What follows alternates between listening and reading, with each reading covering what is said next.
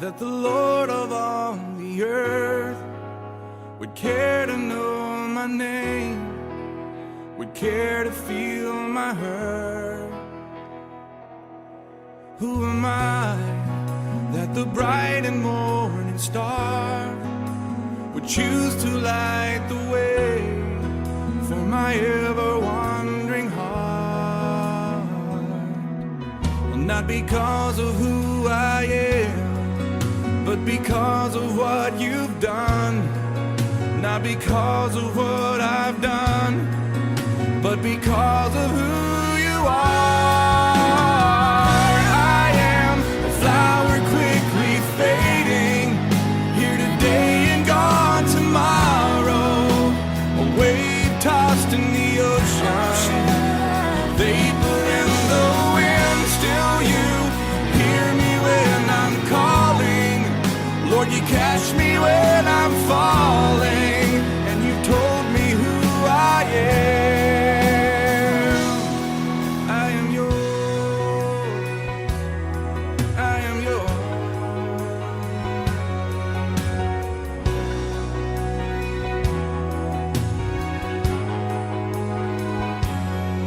Who am I that the eyes that see my sin would look on me with love and watch me rise again?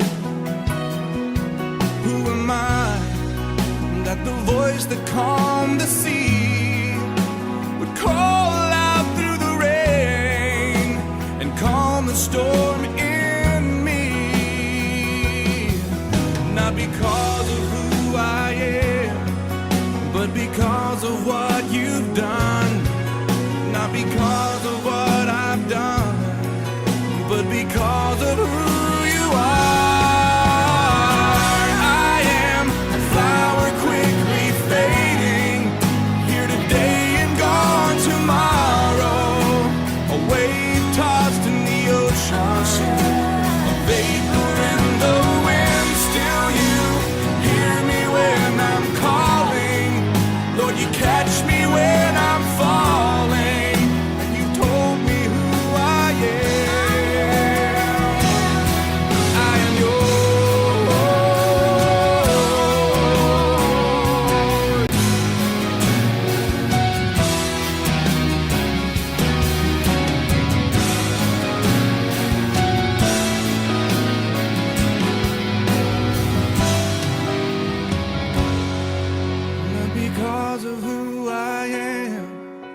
But because of what you've done, not because of what I've done, but because of who you are. I am a flower quickly fading, here today and gone tomorrow, a wave tossed in the ocean, a vapor in the wind. Still you hear me when I'm calling, Lord, you catch me when I'm falling. You told me who I am. I am yours.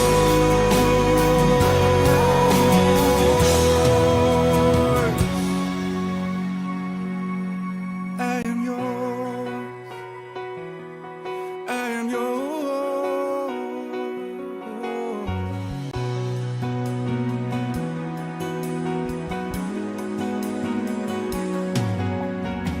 Whom shall I fear? Whom shall I fear? 'Cause I am yours. I am yours.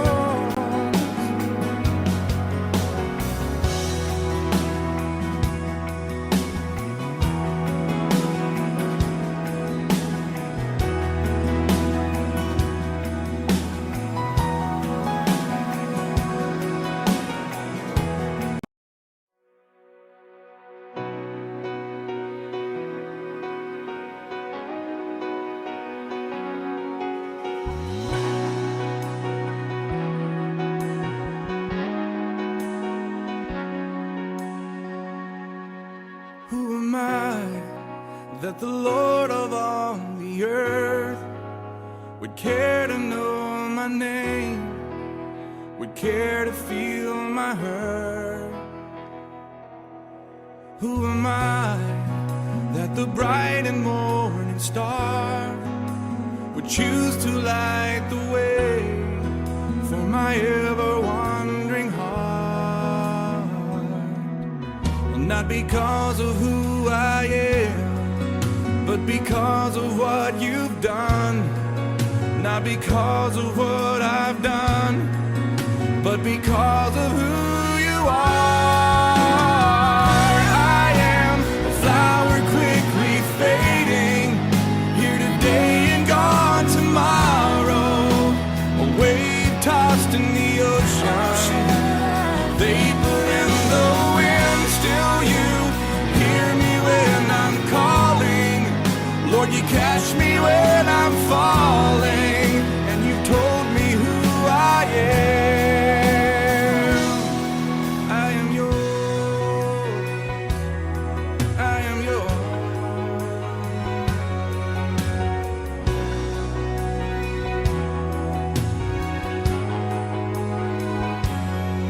Who am I that the eyes that see my sin would look on me with love and watch me rise again? Who am I that the voice that calmed the sea would call out through the rain and calm the storm in me? Not because of who I am, but because of what you've done. Not because of what I've done, but because of who you are. I am a flower quickly fading, here today and gone tomorrow. A wave tossed in the ocean, a vapor in the wind. Still you hear me when I'm calling. Lord, you catch me when I'm falling.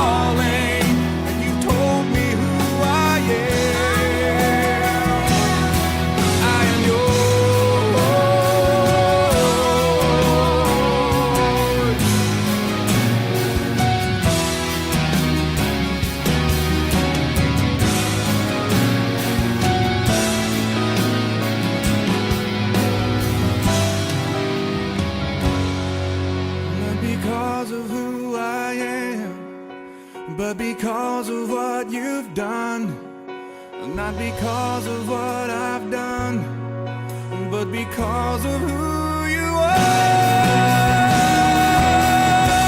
I am a flower quickly fading, here today and gone tomorrow. A wave tossed in the ocean, a vapor in the wind. Still you hear me when I'm calling. Lord, you catch me when I'm falling. You told me who I am. I am yours.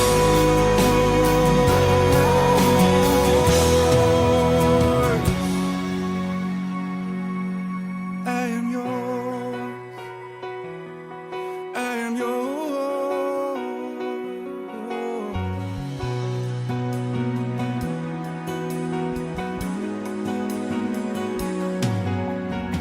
Whom shall I fear? Whom shall I fear? 'Cause I am yours. I am yours.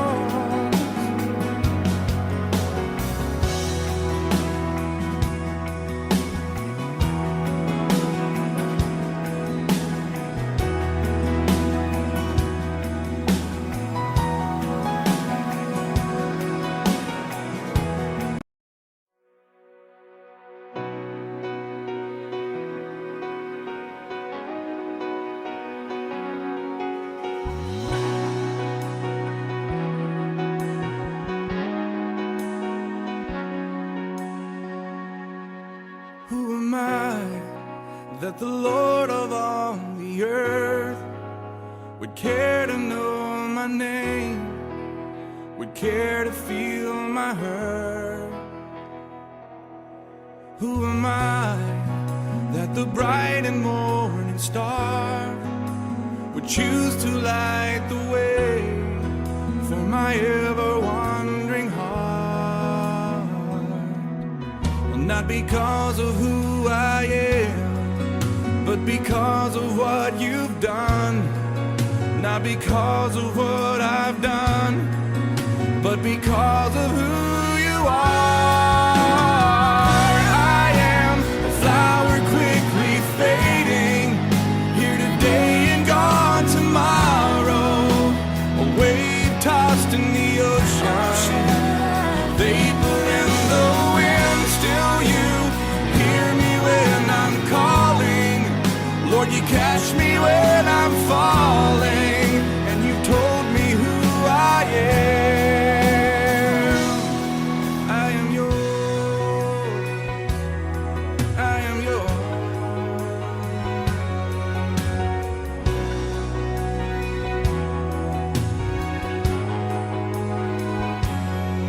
Who am I that the eyes that see my sin would look on me with love and watch me rise again? Who am I that the voice that calmed the sea would call out through the rain and calm the storm in me? Not because of who I am, but because of what you've done. Not because of what I've done, but because of who you are. I am a flower quickly fading, here today and gone tomorrow. A wave tossed in the ocean, a vapor in the wind. Still you hear me when I'm calling. Lord, you catch me when I'm falling.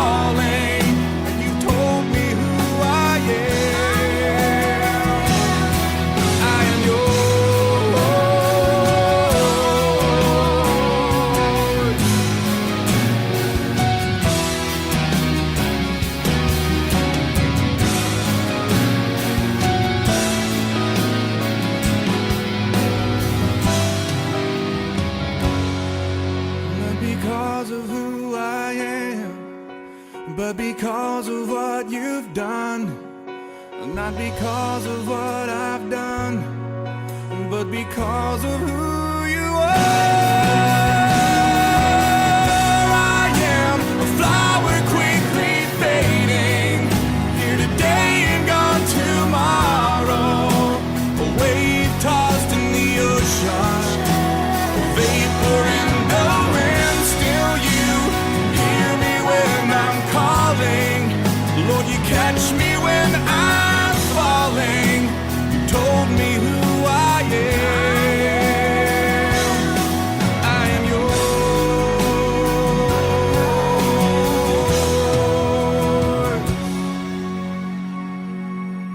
I am yours. I am yours.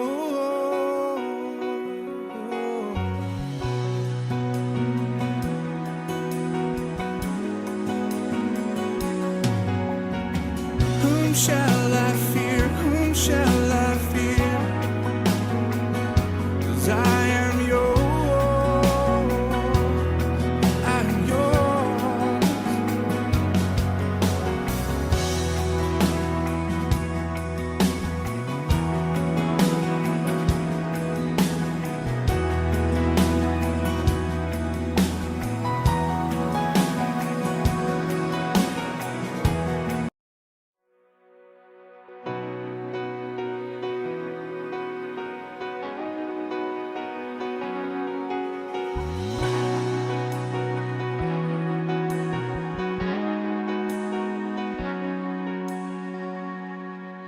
Who am I that the Lord of all the earth would care to know my name, would care to feel my hurt? Who am I that the bright and morning star would choose to light the way for my ever-wandering heart. Not because of who I am, but because of what you've done. Not because of what I've done, but because of who you are. I am a flower quickly fading, here today and gone tomorrow. A wave tossed in the ocean, vapor in the wind. Still you hear me when I'm calling. Lord, you catch me when I'm falling, and you told me who I am. I am yours. I am yours.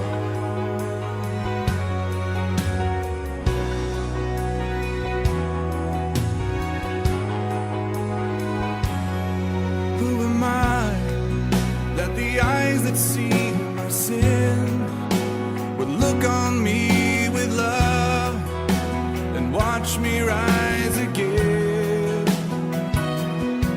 Who am I that the voice that calmed the sea would call out through the rain and calm the storm in me? Not because of who I am, but because of what you've done. Not because of what I've done, but because of who you are. I am a flower quickly fading, here today and gone tomorrow. A wave tossed in the ocean, a vapor in the wind. Still you hear me when I'm calling.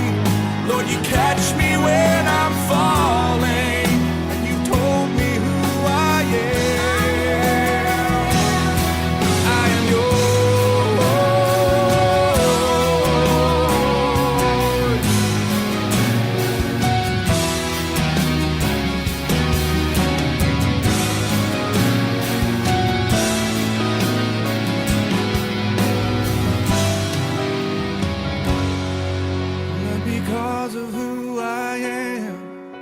But because of what you've done, not because of what I've done, but because of who you are. I am a flower quickly fading, here today and gone tomorrow. A wave tossed in the ocean, a vapor in the wind. Still you hear me when I'm calling. Lord, you catch me when I'm falling. You told me who I am. I am yours.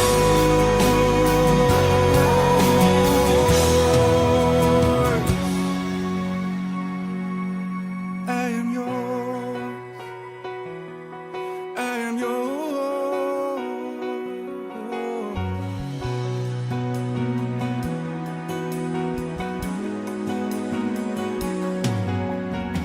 Whom shall I fear? Whom shall I fear? 'Cause I am yours. I am yours.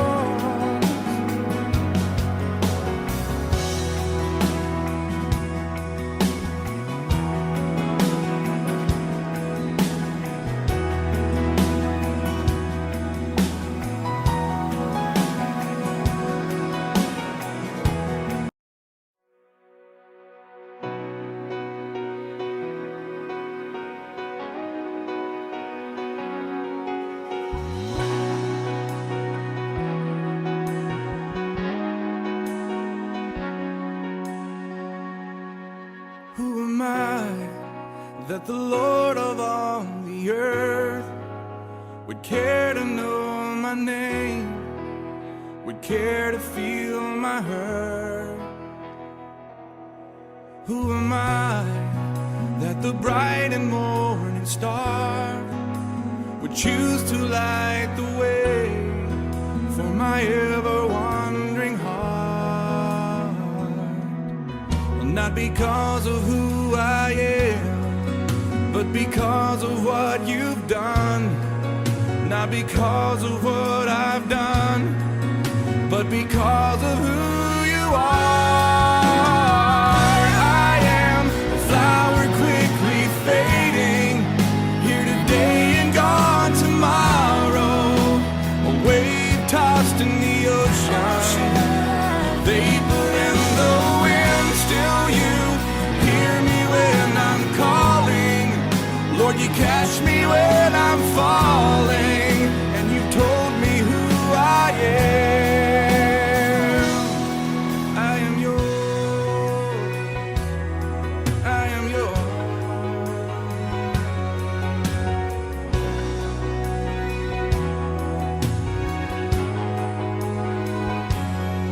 Who am I that the eyes that see my sin would look on me with love and watch me rise again? Who am I that the voice that calmed the sea would call out through the rain and calm the storm in me? Not because of who I am, but because of what you've done. Not because of what I've done, but because of who you are.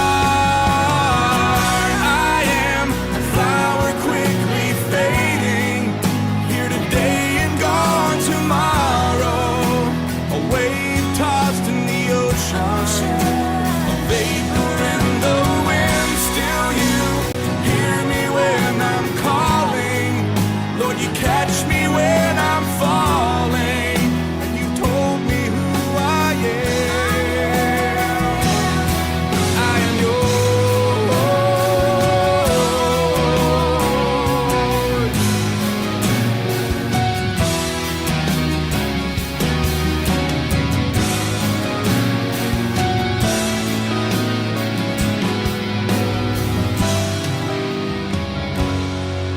Not because of who I am, but because of what you've done. Not because of what I've done, but because of who you are.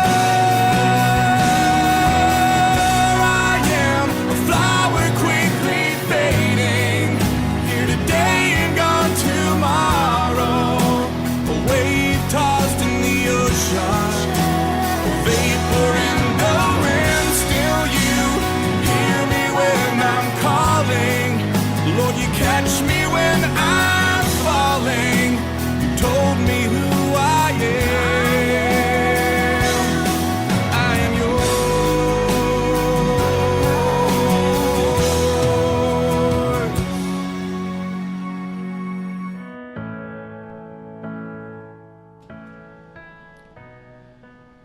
Isang magandang hapon po sa bawat isa na nakikinig ng atin pong programang Mini Bible College, ang pag-aaral ng salita ng Diyos sa radyo. Dalangin ko po na ang bawat isa ay nasa maganda at maayos na sitwasyon sa oras na ito habang kayo po ay nakikinig ng ating programa. At sa hapon din pong ito, inaanyayahan ko po kayo sa isang oras na naman po na pag-aaral natin ng salita ng Panginoong Diyos. Dito po sa nangungunang radio station, Action Radio, Pangasinan. Tayo din po ay napapanood ng live sa FB. I-type lamang po ninyo ang Action Radio Pangasinan at hanapin po ang Mini Bible College. Sa ngalan po ng aking partner na si Sir Ryan Rabanso, na siya po ay nagbabakasyon ngayon sa Amerika. Ito po ang inyong lingkod, Pastor Michael M. Dulin, at inaanyayahan ko po kayong subaybayan ng atin pong pag-aaral sa hapon na ito. Ang programang ito ay hatid po sa atin ng International Cooperating Ministries USA, ang Good Shepherd's Welfare Association of the Philippines, ang Life in Christ Jesus International Ministry of Manawag, Pangasinan, at ang Ministry Training Centers International USA. Sa hapon pong ito, gusto ko pong batiin ang mga sumusunod. Sila Pastor Eric Belli ng Door of Faith ng San Leonardo, Nueva Ecija, Pastor Melo de la Cruz ng The Church Jesus Christ Buildeth Philippines ng Jaén, Nueva Ecija. Pastor Cesar Ignacio ng Assembly of God ng Labrador, Pangasinan. Pastora Russell Marata ng Assembly of God, Rosario, La Union. Sila po yung mga apat na church na itinatayo po natin ngayon. Ano po? Tinutulungan po natin silang itayo ang kanilang mga iglesia sa panahon pong ito. Kaya nga po, marami pong natutuwa dahil nga po in crisis time, Christ is the answer talaga po. Maasahan po natin ang Panginoong Diyos na kahit na po tayo ay nasa gitna ng pandemya, tuloy-tuloy po na tumatayo ang mga gawain ng Panginoong Diyos. Hindi lamang po dito sa Pangasinan, kung hindi sa iba't ibang probinsya po, dito po sa Luzon. Kaya nga po, meron po tayong a total of 12 church buildings na project po natin. Yung iba po tapos na, yung iba ongoing pa po. At dalangin po namin hanggang December makatapos po tayo ng 15 church buildings. Ano po ngayong 2021. Okay, praise the Lord po. Lahat po ng papuri, pasasalamat at pagsambay sa Panginoong Diyos po. So we want to thank you, International Cooperating Ministries, for helping us to build churches here in the Philippines. Excited po kami dahil next year po tataas ng 12% ang aming church building program. Kaya nga po, doon po sa mga pastors ng evangelical and full gospel and Christian churches, if your church needs assistance to build your church building, kailangan nyo po ng mga discipleship materials or Bible school training sa inyong mga local churches, please text us or call us sa telephone pong 0927-748-2825. Pag-usapan po natin kung ano po yung mga programang maitutulong po namin sa inyong mga local churches. Okay? So we want also to thank Sister Leticia and Brother Davis Lotman ng Alaska, USA. Ganon din po kanila Reverend Salvador and Reverend Teresita Casaol ng Praise and Worship Fellowship ng Nevada, USA. Kay kanila Pastor Fred and Sister Margie Vertusio ng Freedom Church, Virginia, USA. Ganon din po kay Sister Melly Thailand ng Virginia, USA. Kay Sister Aurora Mangonon ng California, USA. Kay Sister Marcy Fetero ng United Kingdom. Ganon din po sa Sounds of True Worship ng Manawag, Pangasinan. Binabati ko rin po ang Likjim Mothers and Bible Study Group headed by Sister Odessa Pacaol. Doon po sa mga nanay o sa mga kababaihan na nagnanais po na dumalo po diyan po sa online cell group and Bible study, please contact lang po si Sister Odessa at pwede po kayong makakonect sa kanilang Bible study group. Binabati ko rin po ang Likjim Fitness Team headed by Sister Mel and Brother Noel Gico. Kasama po nila si Sister May, Brother Billy at Sister Lovely and may mga kasama po silang iba. So every Saturday po yan, nagkikita-kita sila doon po sa Likjim Church. Sa harapan lamang po yan ng Decorp Manawag Office at doon po every 6 a.m. hanggang 9 a.m. nandoon po sila. Prayer and body fitness po, mga exercise. Meron po sila doon. Binabati ko rin po sila Ma'am Elizabeth Galicia ng Faith Assembly of God, San Carlos City. Ganon din po sa BSPT second year students ng University of Baguio, kay J.M. Fangonilo, John Andrew Romero, Matthew Bambao, Isaiah May Aguilar, Rana Celino, Kyril Makasaet, Brett Hongitan, Caitlin Ocampo, April Fernandez at Kate Gawe. Hello po at alam nyo po yung mga estudyanteng yan, kilala ko sila ay masisipag mag-aral, mga mababait na mga bata yan. Okay? So, sa hapon pong ito, isang oras na naman po ng ating pag-aaral ng salita ng Panginoong Diyos. Dalangin ko po hanggang sa simula, hanggang matapos po ang pag-aaral natin, dalangin ko po, samahan niyo po kami sa hapon na ito. Okay? Tayo nga po yung manalangin. Hallelujah. Panginoong Diyos na nasa langit, pinupurit, sinasamba ka po namin, O God. Dalangin ko nga po sa hapon na ito, pagpalain mo po ang aming pag-aaral ng banal mong salita. Pagpalain mo po ang bawat makikinig at mag-aaral sa oras na ito na Lord, ang banal mong Espiritu Santo ay gabayan ng bawat isa upang hindi masayang ang oras nila na makinig at mag-aral ng banal mong salita. Kung hindi, Lord, maging fruitful ang hapon na ito. Lord God, marami silang matutunan. May apply nila sa kanilang mga buhay at maging daan ng matatag na relasyon at pananampalataya nila sa iyo, Panginoon. At maging, Lord God, maging daan ng matatag na relasyon nila sa ibang mga tao, Panginoon, especially sa kanilang mga pamilya, Panginoon. Dalangin ko nga rin po, Panginoon, sa pag-aaral na ito, Panginoon, lumawak ang kanilang kaalaman patungkol sa iyo at sa banal mong salita upang, Lord, matupad po namin ang bawat kalooban mo sa bawat buhay po namin. Maraming salamat po at ibinibigay po namin lahat ng papuri, pagsambat, pasasalamat sa iyo lamang, Panginoong Jesucristo. Amen and amen.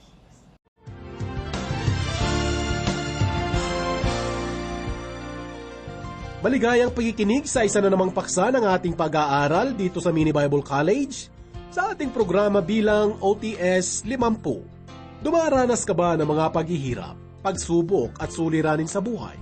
Sa akala mo ba na dahil sa ikaw ay mananampalataya at alagad na ni Kristo, ay hindi mo na mararanasan ang mga ito?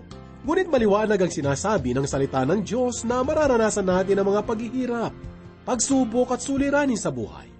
Subalit ipinangako naman sa atin ni Jesus na palagi siya sa ating tabi kapag dumadaan tayo sa ganitong bahagi ng ating buhay mananampalataya. Masasabi ko na marami tayong matututunang aral kapag tayo ay dumadaan sa mga pagsubok at mga suliranin sa buhay. Mula sa Mini Bible College, atin ang pakinggan ang mga turo ni Pastor Dick Woodward. Sa saling Tagalog na ihatid sa atin ni Pastor John Halley.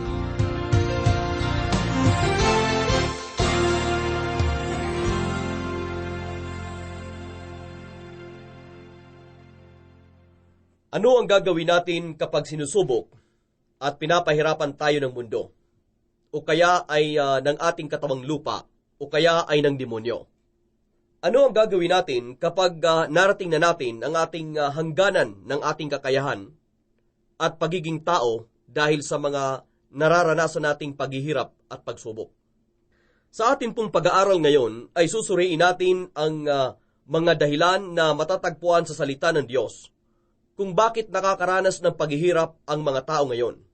At umaasa po kami na makikita sa inyong buhay mananampalataya ang makadiyos na ugali, asal at saloobin sa mga ganitong hindi magandang sitwasyon na tinatawag natin na mga pagsubok at suliranin sa buhay. Masasabi natin na lahat tayo ay nakakaranas at makakaranas pa ng mga pagsubok at suliranin sa buhay. Subalit masasabi ko rin na may dahilan ang Diyos kung bakit niya hinahayaang pagdaanan natin ang mga ito. Nais ko pong gugulin ang dalawang bahagi ng ating programa upang sama-sama po nating pag-aaralan ang tungkol po sa paghihirap na kung saan ay isa sa mga tema ng salita ng Diyos. Napag-aralan po natin ang usaping ito sa aklat po ng Hope at makikita natin ito sa buong salita ng Diyos. Ito ay mula sa Henesis hanggang sa Apokalipsis. Sa ating nakaraang pag-aaral ay ating nalaman ang ilan po sa mga 30 dahilan na ating makikita sa salita ng Diyos kung bakit hinahayaan ng Diyos na makaranas ng paghihirap ang kanyang mga anak. Dito ay ating nakita ang ilang bahagi ng salita ng Diyos na tumatalakay tungkol sa usaping ito. Sa ating pong pag-aaral ngayon ay muli nating titingnan ang mga bahaging ito ng salita ng Diyos.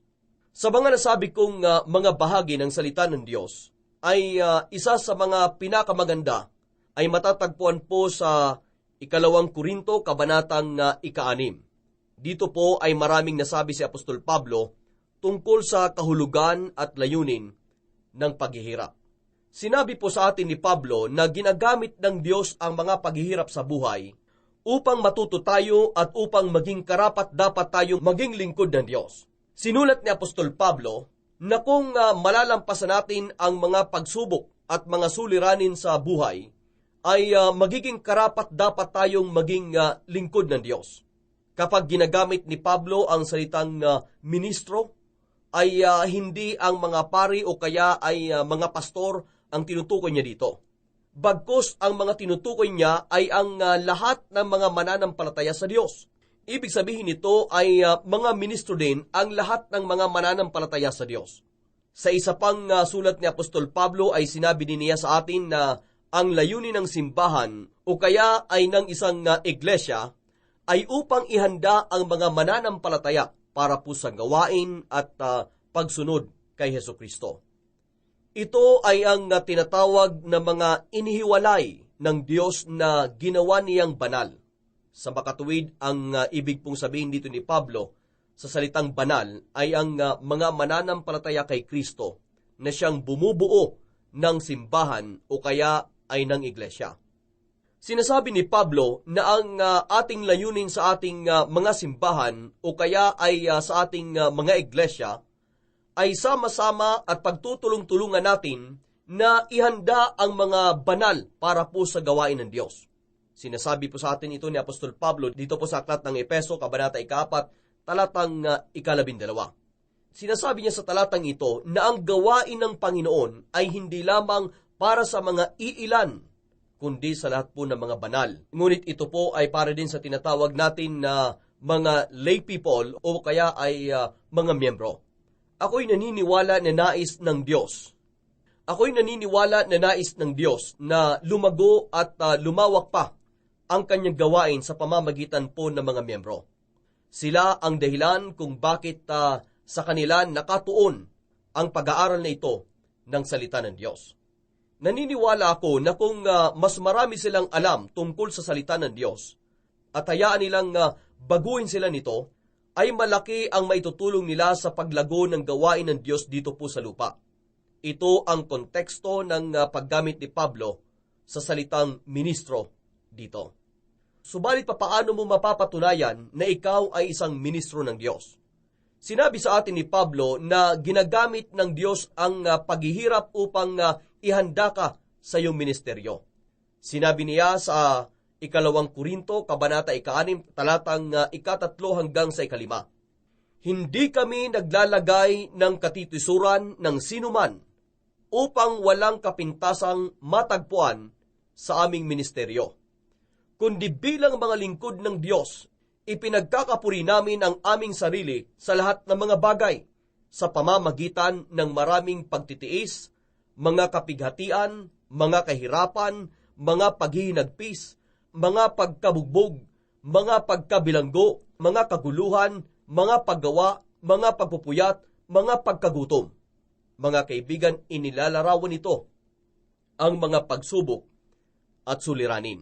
Ayon kay Pablo, kung nais ng Diyos na palabasin ang pagiging ministro natin, ay hahayaan niyang maranasan natin ang mga paghihirap at mga pagsubok sa buhay dahil ang mga ito ang magpapatunay sa atin bilang mga ministro o lingkod ni Jesucristo. Kung ikaw ay nakakaranas ng mga pagsubok o kaya mga suliranin, ay sinasabi ni Pablo na mahalaga kung ano ang magiging tugon mo sa mga ito. At sinabi po ni Pablo kung paano tayo tutugon sa mga pagsubok at mga suliranin. Sinabi niya na tugunan natin ang mga ito sa pamamagitan ng kalinisan, kaalaman, pagtitiyaga, kagandahang loob, kabanalan ng Espiritu, tunay na pag-ibig. Yan po ay matatagpuan sa aklat ng 2 Korinto, Kabanata 6, talata 6. Sa susunod na bersikulo, ay sinabi ni Pablo kung saan manggagaling ang ating lakas sa panahong ito ng ating buhay. Sinabi niya na sa pamamagitan ng kapangyarihan ng Diyos, sa pamamagitan ng mga sandata ng katwiran sa kanang kamay at kaliwa.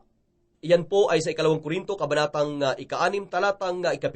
Sinabi din niya sa 2 Korinto, Kabanata 6, talatang 8 hanggang sa 10, kung ano ang magiging bunga ng mga pagsubok at paghihirap kung tutugon tayo sa pamamagitan ng kapangyarihan ng Diyos, sa pamamagitan ng mga sandata ng katwiran sa kanang kamay at sa kaliwa.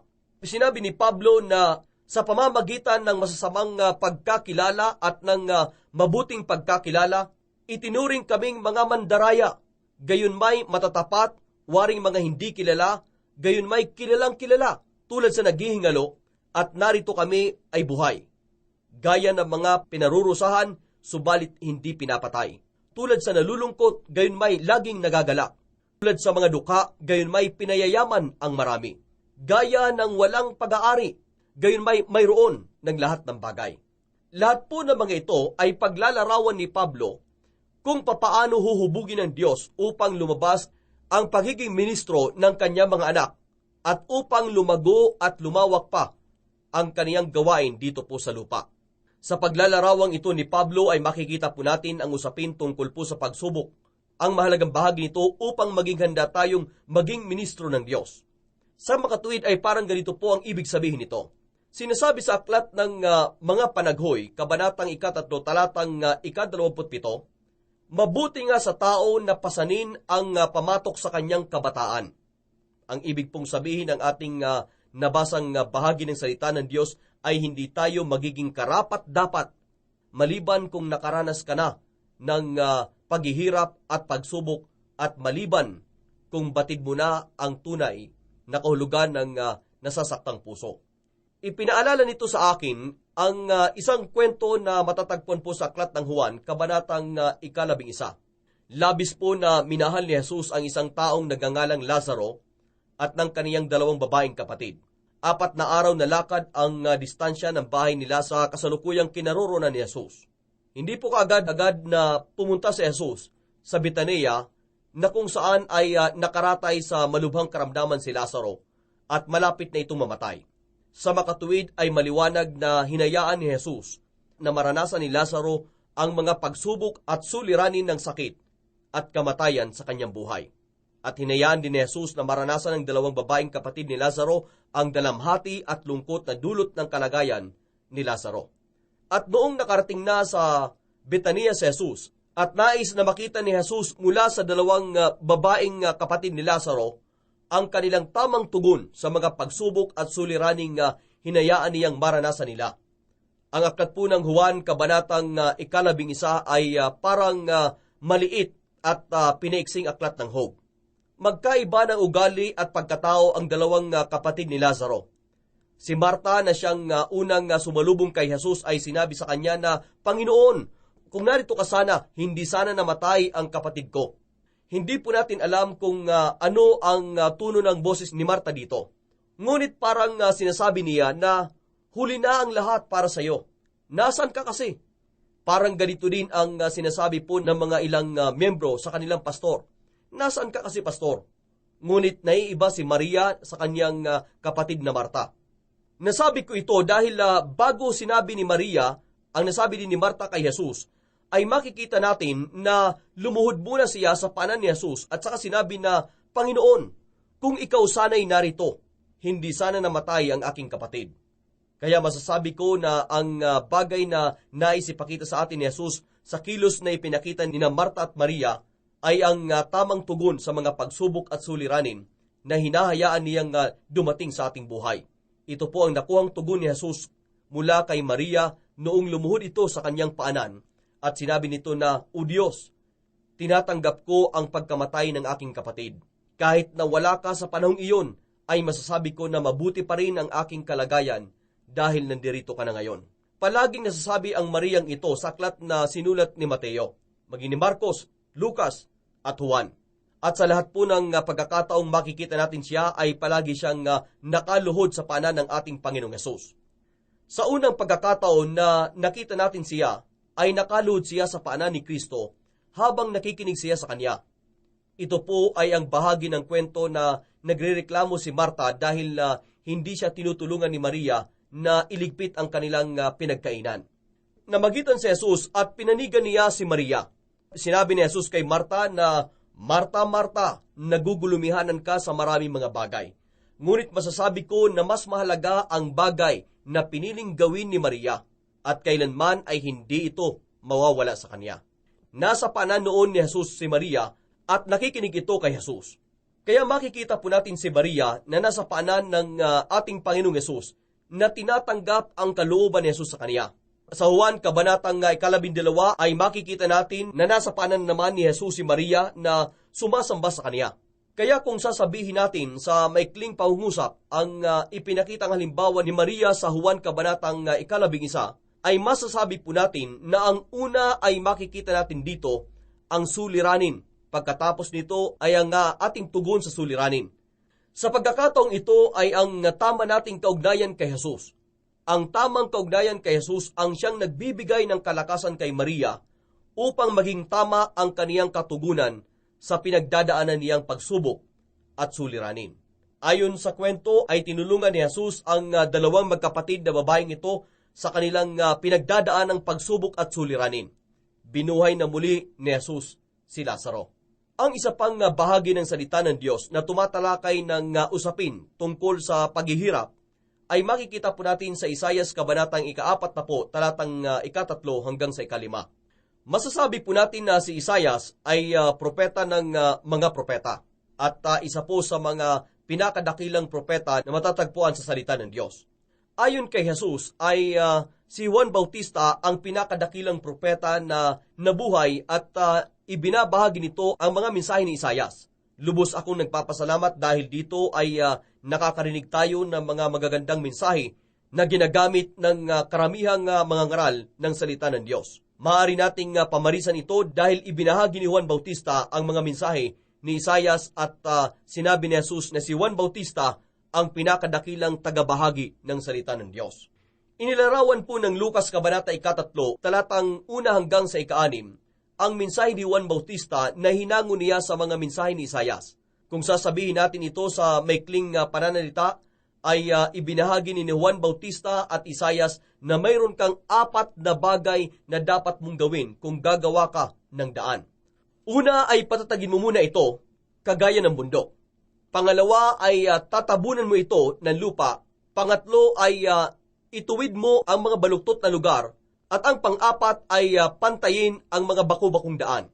At ang kalalabasan nito ay magandang daanan. Sa ganito pong paraan, ibinahagi ni Isaias at Juan Bautista ang mensahe ng Diyos. Darating ang panahon na paparito sa lupa si Jesus at kailangan niya ng daraanan sa pagpunta niya dito. At darating siya dito sa pamamagitan ng buhay ng Mesyas. Perpekto ang buhay na ito ng Mesyas. Dahil sa kanyang perpektong buhay, ay mapapatag ang mga bundok ng pagmamalaki. Ang Mesyas ay mapupuno ng presensya ng Espiritu ng Diyos. Dahil sa kanyang perpektong buhay ay matutuwid ang makasalanang uri ng pamumuhay. Maging ang mga baku-bakong daan ng buhay ay papatagin din ng Mesyas. Pagkatapos nito ay gagawa ng daan ng Diyos na siya niyang dadaanan papunta dito sa lupa. Nangyari ang lahat ng ito noong dumating ang Diyos dito sa mundo sa pamamagitan ng perpektong buhay ni Jesucristo. Ipinahayag ni Juan ang pagdating ni Jesus sa pamamagitan ng pagbabahagi na nandito na siya. Siya ang gagamitin ng Diyos sa pagpunta niya dito sa mundo. At pagkatapos ng 33 taong pamamalagi ng Mesyas dito sa mundo, sa panahon na ipinagdiriwang niya at ng kanyang mga alagad ang piyesta ng Paskwa, at sinabi niya sa kanila na iiwan niya ang mundong ito. Pagkatapos ng kanyang kamatayan at muling pagkabuhay, ay sinabi niya sa kaniyang mga alagad, "Gayon ang paghayo sa akin ng Diyos Ama. Sa mundong ito ay ganun din ko kayo hinahayo sa mundo." Mga kaibigan, kung ating isa sa buhay ang mga salitang ito, ay nais ng Diyos na makita ng mundo ang kaniyang inaalok na kaligtasan sa pamamagitan ng buhay nating mananampalataya sa Kanya. Papaano mangyayari ito? Nangyari ito sa ating buhay na gaya din ng nangyari kay Kristo. Ang buhay ni Kristo ang naging daan ng Diyos at nais din niyang gawing daan ang ating buhay. Kung isa sa buhay po natin ito, ay kailangang araw-araw nating ipanalangin ang panalangin ito. O Diyos, gawin mong daanan ang aking buhay sa mundong ito, upang makita kanila sa pamamagitan ko. Bigyan mo nawa ako ng kalakasan, bigyan mo nawa ako ng biyaya upang ayusin ang mga hindi magagandang bahagi ng aking buhay, upang sa pamamagitan ko ay makita kanila. Gawin mo sanang ganito ang buhay ko. Mga giliw kong tagapakinig, ipinanalangin mo na ba ang ganitong uri ng panalangin? Hinahamon ko kayo na ipanalangin niyo ang ganitong uri ng panalangin. Dahil kapag ginawa mo ito, ay magugulat ka sa pag-ayos ng Diyos sa iyong buhay. Kaya masasabi ko na Asahan mo na uumpisa na ngayon ng Diyos ang pagpatag sa iyong mga bundok ng pagmamalaki. Asahan mo ang Diyos na pupunin niya ang hungkag mong buhay. Asahan mo ang Diyos na papatagin niya ang mga baku-bakong uri ng iyong pamumuhay. At higit po sa lahat ay asahan mo ang Diyos na ipapakita niya sa iyo ang tamang pagtugon sa mga magagaspang bahagi ng iyong buhay upang makinis mo ito at gawin niyang daanan sa pagparito niya dito sa mundo. Kung isa sa buhay natin ito, at kung sigurado ka na ginagawa ng Diyos ang mga apat na ito sa iyong buhay, ay ilagay mo ang etiketang ito. Ginagawa ng Diyos ang daan sa iyong buhay upang maayos siyang makapaglakbay dito sa lupa para sa ikaluluwalhati niya. Ang pang-apat na paraan kung saan ay tinatanggal ng Diyos ang mga magagaspang na bahagi ng iyong buhay ay isang talinghaga na naglalarawan kung paano ginagamit ng Diyos ang paghihirap upang lumago ang kaniyang mga alagad. Makikita po natin sa Aklat ng Roma, Kabanata 5, talata 13 hanggang sa 15. Ang isa pa sa mga sinulat ni Pablo na kung saan sinasabi nito sa atin kung papaano magiging isang ministro ang isang mananampalataya sa pamamagitan ng paghihirap. Sa ganito pong paraan, inilarawan ni Pablo ang prosesong ito. At hindi lamang gayon, kundi nagagalak din tayo sa ating mga kapighatian sa pagkaalam na ang kapighatian ay nagbubunga ng pagtitiis, at ang pagtitiis ng pagpapatibay, at ang pagpapatibay ng pag-asa. At hindi tayo binibigo ng pag-asa. Kung titingnan po natin mga gili kong tagapakinig at babasahin nyo ito sa orihinal na lingwahe, ay ganito po ang sinasabi ni Pablo. Ang kapighatian ay nagbubunga ng pagtitiis, at ang pagtitiis ay nagbubunga ng makadiyos na pagkatao.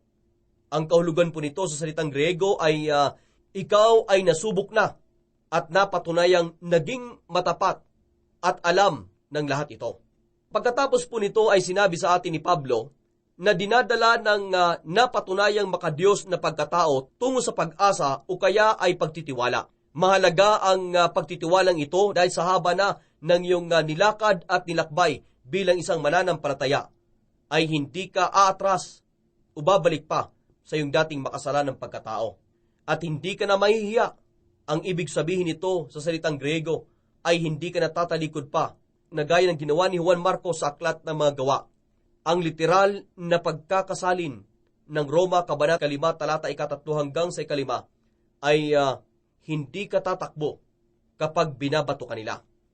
Ang tanong ngayon sa mga mananampalataya ay pupunta ka ba sa isang lugar na kung tawagin ay isinumpa ng Diyos at mananatili ka doon ng mga 15 o kaya ay 25 taon?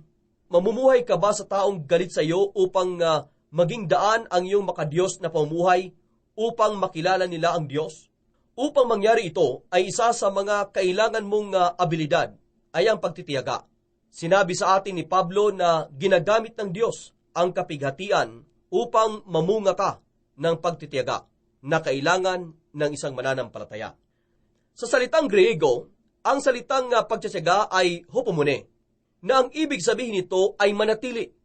Kung tatakbo sa pagsubok ang isang mahinang tao ay kabaliktaran nito ang isang matiyagang mananampalataya. Dahil kapag nasubok o kaya ay nakaranas siya ng paghihirap, ay mananatili siyang nakatayo sa gitna ng mga pagsubok na ito.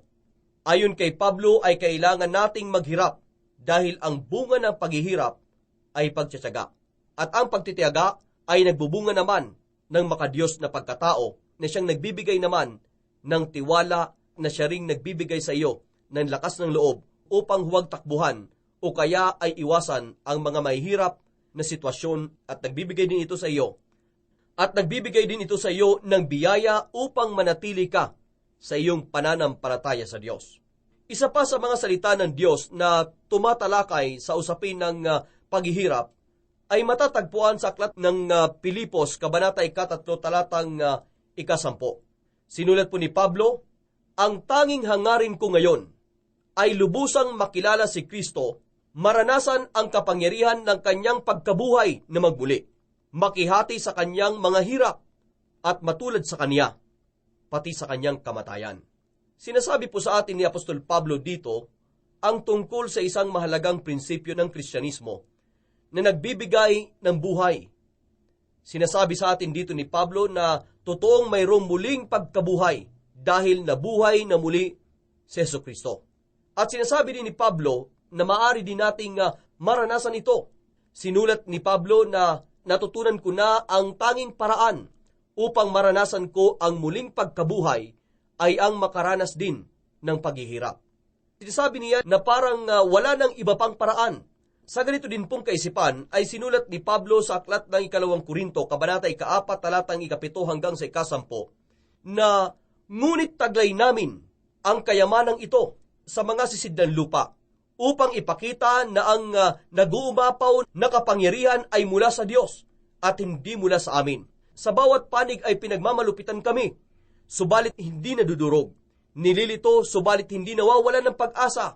Pinag-uusig, subalit hindi pinababayaan. Inilulugmok, subalit hindi napupuksa.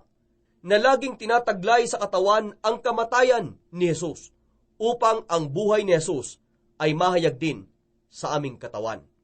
Ibinibigay po sa atin ni Pablo ang isang halimbawang paglalarawan nung sinabi niya na ang ating katawang lupa ay kahalintulad ng mga sisidlan lupa. Ngunit sa katawang lupang ito ay mayroon tayong walang kapantay na kayamanan. Ito ay walang iba kundi si Kristo na nabuhay na muli, na siya ring nabubuhay sa atin. Papaano ibubunyag ng Diyos sa mundo na mayroong dakilang kayamanan na nananahan sa ating buhay? Ito ay sa pamamagitan ng pagpapahintulot niya na makaranas tayo ng paghihirap. Sa ibang pananalita ay maihahalintulad tayo sa sisidlan lupa. Ito ang sinasabi po ng talinghagang ito. Subalit hindi ito kapuri-puri. Ngunit papaano ipapakita ng Diyos sa mundo ang kayamanang nananahan sa sisidlan lupang ito? Sa ganito pong paraan sinagot ni Pablo ang katanungang ito. Sa bawat panig ay pinagmamalupitan kami, subalit hindi nadudurog. Nililito, subalit hindi nawawala ng pag-asa. Pinag-uusig, subalit hindi pinababayaan. Inilulugmok, subalit hindi napupuksa. Bakit ganito ang kwento ng buhay at ministeryo ni Kristo? Dahil nais ng Diyos na ipakita sa buong mundo ang dakilang kayamanan na nabubuhay sa katawang lupa ni Pablo. Maraming bagay ang nasabi ni Pablo tungkol po sa paghihirap na matatagpuan sa aklat ng 2 Korinto, kahit na ang pangunahing paksa ng sulat niyang ito ay tungkol po sa ministeryo at kung napapaano nagiging ministro ang mga ministro. Halimbawa ay sinulat ni Pablo sa aklat ng 2 Korinto, kabanata 4, talatang 16 hanggang sa 18 ang ganito. Kaya't kami ay hindi pinanghihinaan ng loob, bagamat ang aming panlabas na pagkatao ay nabubulok. Ang aming panloob na pagkatao ay binabago sa araw-araw, sapagkat inihahanda tayo nitong magaan at panandaliang kapighatian para sa walang hanggan at di masukat na kaluwalhatian. Sapagkat hindi kami tumitingin sa mga bagay na nakikita, kundi sa mga bagay na hindi nakikita, sapagkat ang mga bagay na nakikita ay may katapusan, subalit ang mga bagay na hindi nakikita ay walang hanggan. Dito po ay sinasabi din ni Pablo, ang sinasabi niya sa 2 Korinto, kabanata 4, talatang 7 hanggang sa 10. Subalit meron siyang idinagdag ditong kaisipan. Nung pinag-aralan po natin ang mga aklat ng tula, ay tinutukoy ko ang sinulat na ito ni Pablo. Mayroon po tayong panlabas na pagkatao at panloob na pagkatao. Ang panlabas na pagkatao ay ang ating katawan lupa. Ito ay nakikita, nahahawakan at pisikal na bahagi po natin. Ngunit mas mahalaga ang panloob na pagkatao kaysa sa panlabas na pagkatao. Dahil nais ng Diyos na mapagtanto natin ito. Minsan ay hinahayaan ng Diyos na maranasan natin ang paghihirap o kaya ay pagkasira ng ating katawang lupa. Subalit habang nararanasan ito, ay araw-araw naman na nakakatanggap ng bagong kalakasan ang ating panloob na pagkatao. Hinahayaan po ng Diyos na maranasan ng panlabas na pagkatao ang paghihirap o kaya ay pagkasira dahil nais niya na matutunan po nating pahalagahan ang ating panloob na pagkatao at hindi ang panlabas na pagkatao. Dinagdag naman ng aklat ng Hebreo ang kaisipan at hinango niya ang sinulat ni Propeta Hagyo. Sa aklat ng Hagyo ay sinabi ng Diyos na minsan na lamang sandaling panahon at aking uugain ang langit. Ito po ay sa Hagyo, Kabanata 2, talata 6. Sinabi din po sa atin ng sumulat sa aklat ng Hebreo na uugain ng Diyos ang lupa. Ang ibig pong sabihin ng salitang uugain sa salitang Hebreo ay uugain ito hanggang sa masira, hanggang sa matira na lamang ang mga hindi maaring mauga. Ang bahaging ito ng aklat ng Hagyo ay matatagpuan din po sa aklat ng Hebreo, Kabanatang 12, talatang 26 hanggang sa 29. Basahin ko po at pakinggan ninyo. Minsan pang yayanigin ko, hindi lamang ang lupa, kundi pati ang langit. Ngayon ang salitang minsan pa ay nagpapahiwatid ng pag-aalis ng mga bagay na niyanig, gaya ng mga bagay na ginawa, upang manatili ang mga bagay na hindi nayayanig. Kaya't yamang tinatanggap natin ang isang kahariang hindi mayayanig, magkaroon tayo ng biyaya na sa pamamagitan nito ay makapaghahandog tayo sa Diyos ng kalugod-lugod na paglilingkod na may paggalang at takot, sapagkat ang Diyos natin ay isang apoy na tumutupok. Ang ibig sabihin ng Diyos dito ay dapat na mas pahalagahan ng mga anak ng Diyos ang mga walang hanggang bagay. Sa pamamagitan po ng pagpapahintulot ng Diyos na maranasan natin ang mga paghihirap sa buhay, ay sinasabi niya sa atin na mas mahalaga ang ating panloob na pagkatao. Balang araw ay ipapakita sa atin ng Diyos ang katotohanan ito dahil lahat ng mga nahahawakan, nakikita at pisikal na mga bagay ay masisira din. Sinabi ito ni Hagyo at ganito rin ang sinasabi ng sumulat ng aklat ng Hebreo. At ganito din ang sinasabi ni Pedro sa aklat ng 2 Pedro, Kabanata 3, talata 10. Sinabi rito na ang kalangitan ay maglalaho, kasabay ng malakas na ingay, at ang mga sangkap ay matutupok sa apoy, at ang lupa at ang mga gawang naroon ay masusunog. Dahil dito ay tinanong ni Pedro, yamang ang lahat ng mga bagay na ito ay mawawasak ng ganito. Ano ang uri ng pagkatao ang nararapat sa inyo? Darating po ang panahon na yayanigin ng Diyos ang lupa, at kapag natapos na niyang gawin ito, ay manatili ang mga bagay na hindi nayayanig. Ito po ay isang hamon sa atin. Kapag natapos ng yanigin ng Diyos ang lupa, ay mayroon pa bang matitira sa atin? Mayroon ba bahagi ng iyong buhay na mayayanig pa? Kung tunay nga na ikaw ay isang naipanganak na muli, na mananampalataya ni Kristo, ay sinasabi ng salita ng Diyos na bahagi ka ng kaharian na hindi mayayanig kailanman. Ngunit ano ang bahagi na nayayanig at ano naman ang bahagi na hindi nayayanig? Ang nayayanig na bahagi ay ang nahahawakan, pisikal at nakikita. Ang hindi naman nayayanig na bahagi ay ang di nakikita, di nahahawakan at espiritual nating bahagi. Dinagdagan ng sumulat ng aklat ng Hebreo ang kaisipang ito nang sinabi niya na sapagkat ang Diyos natin ay isang apoy na tumutupok. Ang ibig pong sabihin nito ay nais ng Diyos na sunugin niya ang mga bagay-bagay na salungat sa kanyang katangian bilang banal na Diyos. Espiritual ang katangian ng Diyos at nais ng Diyos na ihanda niya tayo sa walang hanggang kalagayan para makasama natin siya. Ginagamit ng Diyos ang paghihirap upang sunugin ang bahagi ng ating buhay na salungat sa espiritual niyang katangian. Sa aklat ng Galacia, Kabanata 6, talatang 7 hanggang sa 8, ay tinalakay ni Pablo ang dahilan ng paghihirap sa pamamagitan po ng pagbibigay niya sa atin ng paliwanag na ayaw nating mapakinggan. Sinabi niya, naghihirap tayo dahil tayo na rin ang nagdala nito sa ating sarili. Sinasabi ng karamihan na ang tinutukoy ng Galacia, Kabanata 6, talatang 7 hanggang sa 8, ay ang mga makasalanang tao nung sinabi niya na huwag kayong padaya, ang Diyos ay hindi maaring lukuhin. Sapagkat ang anumang ihasik ng tao ay siya rin niyang aanihin. Subalit hindi po sinulat ito ni Pablo para sa mga makasalanang tao. Sinulat ito ni Pablo sa mga mananampalataya na nasa Galacia. Sinabi niya sa kanila, huwag kayong padaya, ang Diyos ay hindi maaring lukuhin. Sapagkat ang anumang ihasik ng tao ay siya rin niyang aanihin. Sapagkat ang naghahasik para sa kanyang sariling laman ay mula sa laman, mag-aani ng kasiraan. Subalit ang naghahasik mula sa Espiritu ay mag-aani ng buhay na walang hanggan. Ang ibig pong sabihin nito ay bilang mga espiritual na nilalang, ay magtatanim tayo sa hardin ng espiritual na buhay upang aani tayo ng buhay na walang hanggan. O kaya ay magtatanim tayo para sa ating sariling laman at aanihin din natin ang kasiraan. Maraming beses na naghihirap tayo dahil sa maling pagpili. Maraming beses na naghihirap tayo dahil nagkasala tayo. Palaging may kahihinatnan ang kasalanan. Nakita po natin ito sa nagawang kasalanan po ni David.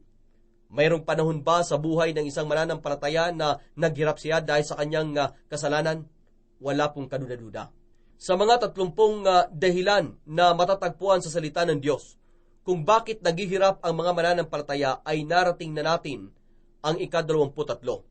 Kapag naghihirap ang mga mananampalataya ay huwag mo siyang pupuntahan na daladala ang mga listahan ng 30 dahilan na matatagpuan sa salita ng Diyos.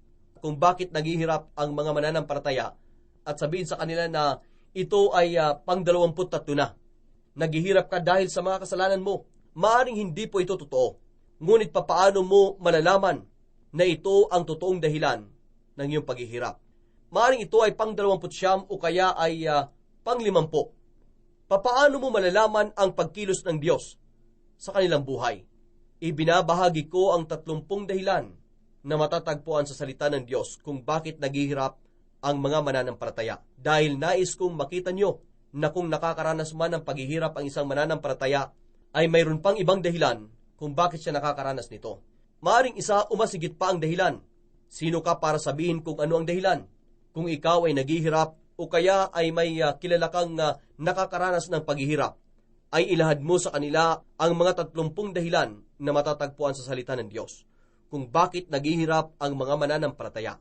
Maaring bigyan ka ng katiyakan ng Diyos kung ano ang nais niyang gawin sa buhay mo dahil sa paghihirap na ito. O kaya ay ipapakita sa iyo ng Diyos kung ano ang ginagawa niya sa kanilang buhay sa pamamagitan ng paghihirap. Marami pang mga bahagi ng salita ng Diyos na tumatalakay sa usaping paghihirap. Halimbawa po ay sinabi ni Apostol Pablo sa mga mananampalataya sa Filipos na isang handog ang paghihirap. Sinabi niya sa Filipos Kabanatang 1 talatang 29, sapagkat sa inyo'y ipinagkalob alang-alang kay Kristo, hindi lamang ang manampalataya sa Kanya, kundi ang magtiis din naman alang-alang sa Kanya. Ayon po kay Pablo ay isang handog ang paghihirap. Ayon naman kay Jesus ay hindi lamang isang handog ang paghihirap kundi gantimpala ang kasunod nito.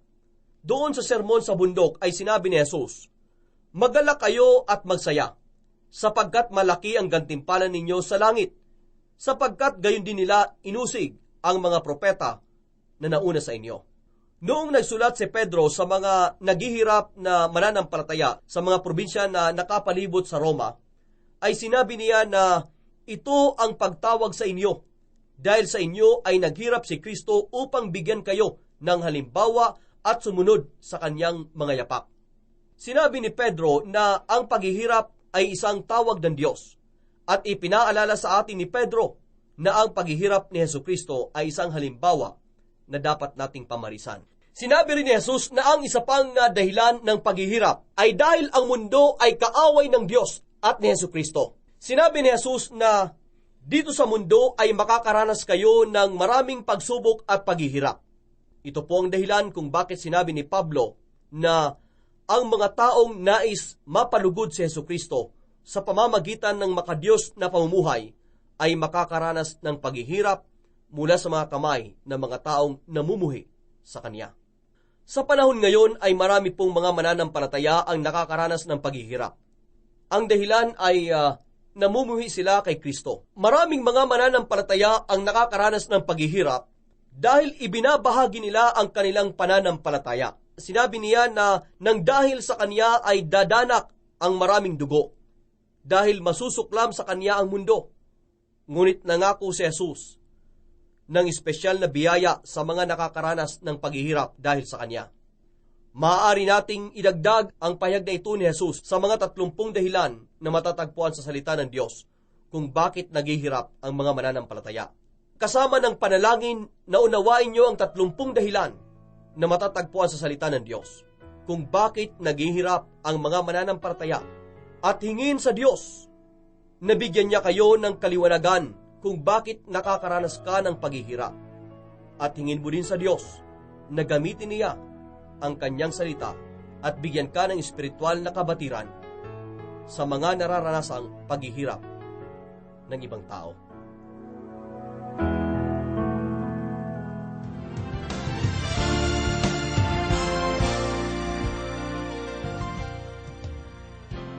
Sa nakaraang dalawang pag-aaral natin ay marami tayo na pag-usapan tungkol sa mga 30 dahilan na matatagpuan sa banal na kasulatan kung bakit naghihirap ang mga mananampalataya. Palagi mo sanang alalahanin na alam ng Diyos ang iyong pinagdaraanan. Mayroon siyang dahilan kung bakit niya inahayaan na makaranas tayo ng paghihirap. Ang amin pong dalangin sa programang ito na sa susunod na makaranas tayo ng paghihirap ay maalala nyo ang ating napag-aralan tungkol sa usaping paghihirap at upang matutunan nyo ang mga bagay-bagay na nais ng Diyos na matutunan ninyo sa gitna ng pagsubok at paghihirap. Hanggang sa muli po nating pagtatagpo, nawa ay sapat na ang biyaya ng Diyos upang malampasan ninyo ang paghihirap na pinagdadaanan ninyo.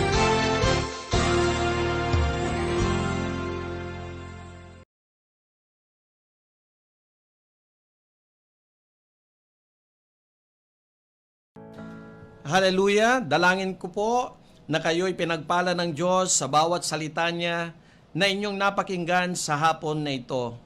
Sa ngalan po ng aking partner na si Brother Ryan Rabanso, ako po si Pastor Michael M. Dulin, nag-iiwan po sa inyo ng mensahe, in crisis time, Christ is the answer. Tayo nga po manalangin. Hallelujah! Panginoong Diyos, Ama naming nasa langit, maraming salamat po sa pagkakataon na ito na kami po ay nakapag-aral ng banal mong salita. Dalangin ko nga po, Panginoon, sa mga dumaraan sa pagsubok sa kanilang mga buhay, ang banal mong salita ay naging solusyon sa bawat pangangailangan o problema nila, Panginoon. At dinadalangin ko po sa mga naapektuhan ng pandemyang ito, sa mga nawalan ng trabaho, magkaroon po sila muli ng trabaho. Sa mga negosyo na naapektuhan, mga business na naapektuhan ng pandemya, dalangin ko nga po, tulungan mo sila, Panginoon, na makabangon sa kanilang mga pagkakalugi, sa kanilang mga business.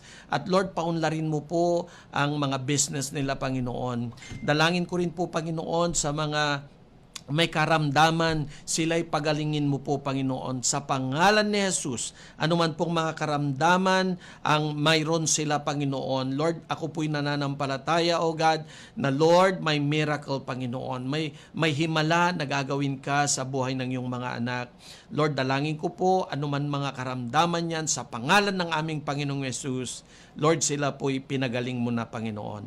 At salamat po, Panginoon, dahil Lord, ang programang ito, Panginoon, kahit po sa gitna ng pandemya ay patuloy po, Panginoon, na kami ay nakakapag-aral ng banal mong salita. Ang programang ito, Panginoon, ay nakakapagpahayag ng banal mong salita na siyang ilaw ng aming tanglaw, Lord God, ilaw ng aming mga buhay, Panginoon. Salamat po. At Lord, sa ICM, sa Good Shepherd, sa Ligjim Ministry, sa MTCI Ministry, at sa lahat po ng mga sumusuporta sa gawain ito, Panginoon, dalangin ko nga po, ibalik mo po ng 100-folds of blessings ang mga suporta, panalangin at pagmamahal na ibinibigay po nila sa iyong gawain sa Good Shepherd's Welfare Association of the Philippines.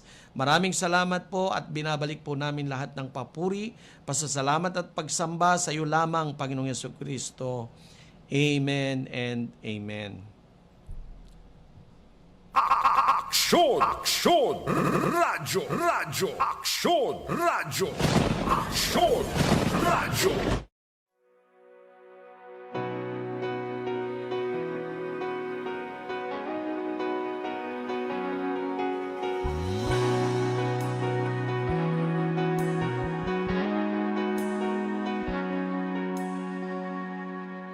Who am I that the Lord of all the earth would care to know my name, would care to feel my hurt? Who am I that the bright and morning star would choose to light the way for my ever wandering heart? not because of who I am, but because of what you've done. Not because of what I've done, but because of who you are.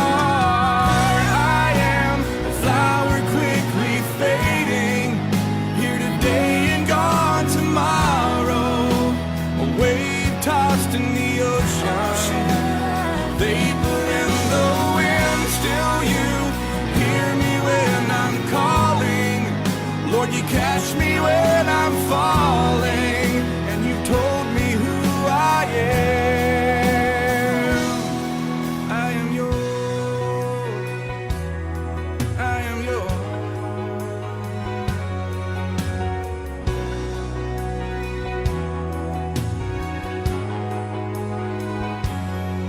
Who am I that the eyes that see my sin would look on me with love and watch me rise again?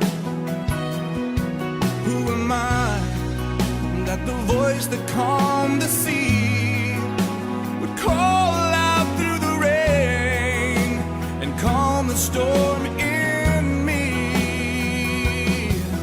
Not because of who I am, but because of what you've done.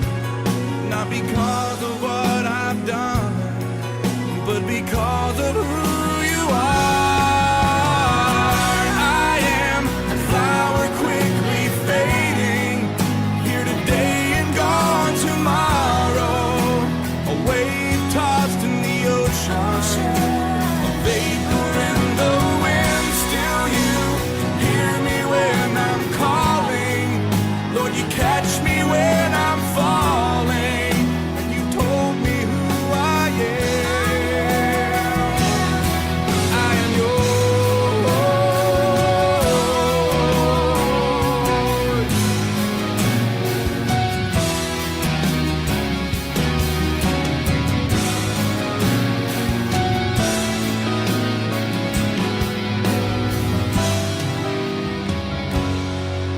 Not because of who I am, but because of what you've done. Not because of what I've done, but because of who